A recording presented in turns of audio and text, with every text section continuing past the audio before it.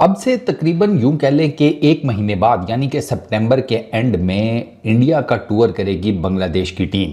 इस सीरीज़ में 2 test matches खेले जाएंगे, 3 T20 इंटरनेशनल्स खेले जाएंगे, 9 ओडीआई मैचेस। तो इस सीरीज़ के लिए या इस टूर के लिए टीम इंडिया क्या होगी, उस पर अभी से एक महीना पहले से ही बहस शुरू हो चुकी है। हर कोई अपने आप को बीसीसीआई का सिलेक्टर समझ रहा है। अजीत अगरकर को सब ने जिसे कहते हैं किसी यात्रा पर भेज दिया, हरिद्वार, काशी, आगे पीछे, और उन्होंने कहा है कि वो तो एक महीने बाद आएगा, तो उससे पहले हम ही कोई टीम बना लेते हैं और अजीत अगरकर का काम आसान कर देते हैं। बेशक वो हमें अपनी तनख्वाह में से कोई पैसे ना भी दे, तो हम जिसे कहते हैं अपने देश की सेवा करते हुए टीम खड़ी कर देते हैं। तो प्रोबेबल जो इंडिया की टीम होगी उससे रिलेटेड काफ़ी ज़्यादा बातें हो रही हैं। मैं कहा चलो ज़रा हल्का सा हम भी इसके बारे में बात कर लेते हैं। अच्छा, ये जो सीरीज़ स्टार्ट होगी ये तो आप लोगों को पता है 19 सितंबर से स्टार्ट होगी। ठीक हो गया, नेक्स्ट मंथ पहला टेस्ट मैच शुरू होगा चिदम्बरम स्टेडियम चेन्नई, उसमें ये स्टार्ट होगा। दूसरा टेस्ट मैच खेला जाएगा 27 सितंबर से ऑनवर्ड्स, ये कानपुर के ग्रीन पार्क स्टेडियम में खेला जाएगा। और फिर T20 इंटरनेशनल्स। अब आते हैं ज़रा स्क्वाड के ऊपर। ये बात याद रखिएगा कि जो लास्ट इंडिया और बांग्लादेश की सीरीज़ हुई थी उसमें रोहित शर्मा नहीं थे, तो इस वाले जो इंडियन स्क्वाड है इसमें डेफिनेटली आपको रोहित शर्मा नज़र आएंगे। ठीक है, और वही मोस्ट प्रॉबेबली लीड करेंगे टीम इंडिया को। ओपनर्स की अगर बात की जाए तो नाम लिया जा रहा है शुभमन गिल का और यशस्वी जायसवाल का। आई बिलीव कि गिल की जो मौजूदा परफॉर्मेंस है, जिस तरह की फॉर्म वो कैरी कर रहे हैं, उनको एक ऐसे लड़के के ऊपर जिसे कहते हैं प्रेफरेंस देना कि जिसने इंग्लैंड के अगेंस्ट 700 प्लस रन्स खड़े किए हों 5 मैचेस की सीरीज़ में, मुश्किल होगा। तो मुझे ये लगता है कि आपको ओपनर्स रोहित शर्मा और यशस्वी जायसवाल ही नज़र आएंगे। शुभमन गिल का मुश्किल हो जाएगा, ये मुझे लगता है। और रोहित शर्मा को तो आप साइड पे कर नहीं सकते। अब आप रोहित शर्मा को साइड पे करके गिल से और जायसवाल से तो ओपनिंग कराने से रहे। ठीक हो गया। अच्छा, गिल को आप वैसे 1 डाउन भी खिला सकते हैं, ऐसा तो मसला नहीं है, लेकिन प्रॉब्लम वही है ना। गिल तो चलिए आप 1 डाउन कर देंगे, विराट नंबर 4 पर आते हैं टेस्ट स्क्वाड में। प्रॉब्लम यह है गिल की बैटिंग। गिल भैया की बैटिंग जो है ना, इस टाइम आप यूँ समझें कि थक्कड़ तरीन स्टॉक जो होती है ना उसके बराबर पड़ी हुई है। ऊंचाई नहीं देख पा रहे, हल्का सा यूँ होते हैं फिर ठक नीचे, फिर हल्का सा यूँ होती है फिर ठक नीचे।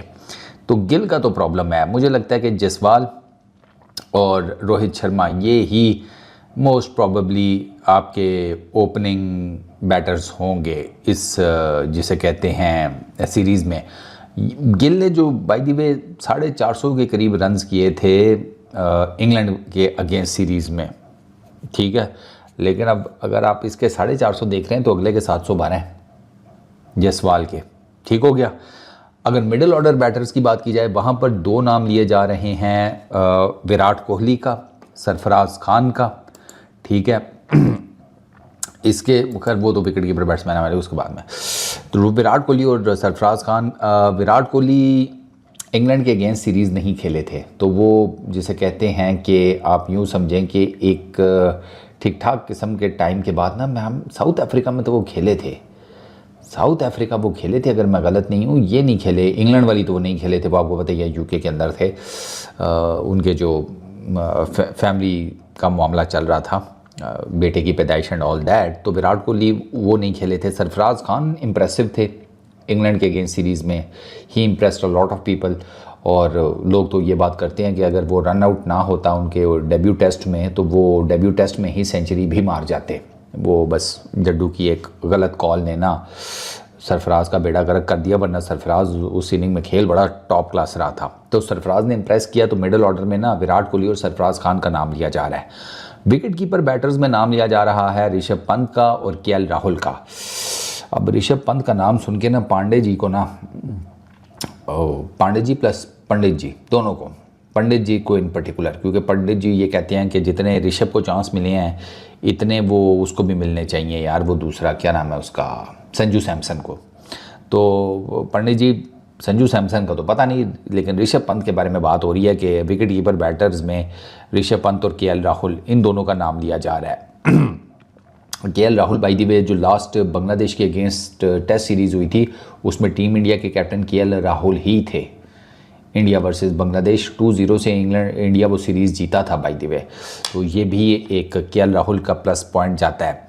तो ऋषभ पंत और केएल राहुल इनमें से आपका कोई एक विकेट कीपर बैट्समैन होगा। प्लस आप ये जहन में रखिए कि इंग्लैंड की सीरीज़ में एक नाम ध्रुव जोरेल ने भी, जिसे कहते हैं, बड़ी तगड़ी किस्म की परफॉर्मेंस दिखाई थी और एक मैच तो स्टैंड अलोन उसने, जिसे कहते हैं ना, अंदर पैर कर दिया था इंग्लैंड के, आपको याद ही होगा। तो आई बिलीव कि हो सकता है कि ये दोनों ना हों और वो आ जाए, हो सकता है कि वो भी आ जाए और इन दोनों में से कोई एक हो जाए, ये भी पॉसिबिलिटी है। ऑलराउंडर्स में तो आपको पता है नाम जो लिए जा रहे हैं उसमें रविंद्र जडेजा, रविचंद्रन अश्विन की इंग्लैंड के सीरीज़ में आई गेस शायद सबसे ज़्यादा विकेट्स थी, अगर मैं गलत नहीं हूँ, तो 15-20 विकेटें तो ले गए थे वो, हाँ इतनी थी अगर मैं गलत नहीं हूँ। तो वो तो है ही हैं, ऑब्वियसली इंडिया के अंदर हो रहा है। इन विकेट्स के ऊपर अश्विन आपको पता है वो तो नहीं छोड़ते। Jadeja is another brilliant all-rounder, तो ऑलराउंडर की गेम तो यहाँ पर सेट नज़र आती है। प्लस रिमेंबर अक्षर पटेल, वो तो पटेल को आप हल्का नहीं ले सकते। पटेल का नाम वैसे स्पिनर्स के तौर पर लिया जा रहा है, लेकिन वो एक ठीक ठाक किस्म का डिसेंट ऑलराउंडर बन चुका है। हाँ, ये गलतफहमी मुझे भी पहले थी कि पटेल शायद पार्ट टाइमर बैटर टाइप है, नहीं, उसकी जो रिसेंट मैंने परफॉर्मेंसेस देखी है ना, उसमें साफ पता चलता है कि वो ठीक ठाक किस्म का बैट्समैन बन चुका है। वो अपने आप को एज ए बैटर उसने ना अपनी जगह बनवा लिया है। तो स्पिनर्स में जनाब कुलदीप यादव और अक्षर पटेल का नाम लिया जा रहा है।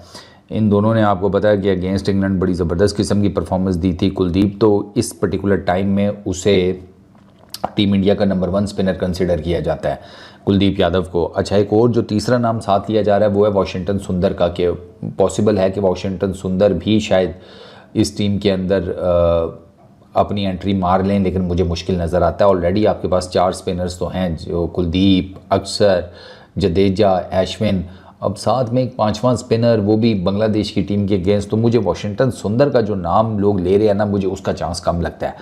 ये हो सकता है कि उसको किसी बड़े स्पिनर की जगह के ऊपर, के बड़ी सीरीज़ है नहीं है सच, उसकी जगह के ऊपर उसको खिला लिया जाए। लेकिन अगर टेस्ट करने वाली वही बात आ जाती है कि आपने टेस्ट करना है या नहीं करना। अगर आपने टेस्ट करना है तो फिर तो शायद वाशिंगटन सुंदर आ जाए, लेकिन आपने चूंकि वर्ल्ड टेस्ट चैंपियनशिप का साइकिल भी देखना होता है, आप चाहते हैं कि मैक्सिमम मैचेस आप जीतें जस्ट टू मेक श्योर कि आप इवेंचुअली फाइनल के लिए क्वालिफाई कर जाएं। तो मुझे लगता है कि टीम इंडिया इतना भी एक्सपेरिमेंटेशन की तरफ नहीं जाएगी। सो वाशिंगटन सुंदर का मुझे चांस कम लगता है। अच्छा, पेसर्स की बात की जाए, उसमें कुछ लोग जसप्रीत बुमराह का नाम ले रहे हैं।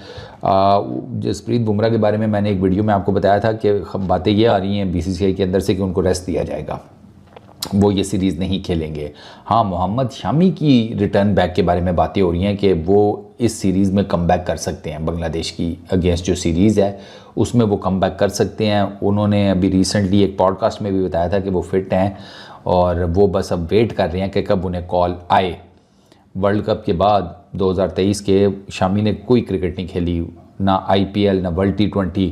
उनकी इंजरी हुई, उसकी सर्जरी चल रही थी, रिहैब, सारा कुछ, वो अब डन एंड डस्टेड हो चुका है। तो शामी अवेलेबल हो सकते हैं इस सीरीज़ के लिए। सिराज ऑटोमेटिक जिसे कहते हैं सिलेक्शन होंगे। अच्छा, उसके अलावा फिर मुकेश कुमार का भी नाम लिया जा रहा है और प्लस आकाशदीप का भी नाम लिया जा रहा है कि इन दोनों को भी सिलेक्ट किया जा सकता है इस टीम में। आज ये एक जिसे कहते हैं ना लाइनअप, अभी तक जो मैंने जितने भी मीडिया, सोशल मीडिया की पोस्ट वगैरह देखी हैं, उसमें ये लाइनअप जो है टीम इंडिया का वो कंसिडर किया जा रहा है।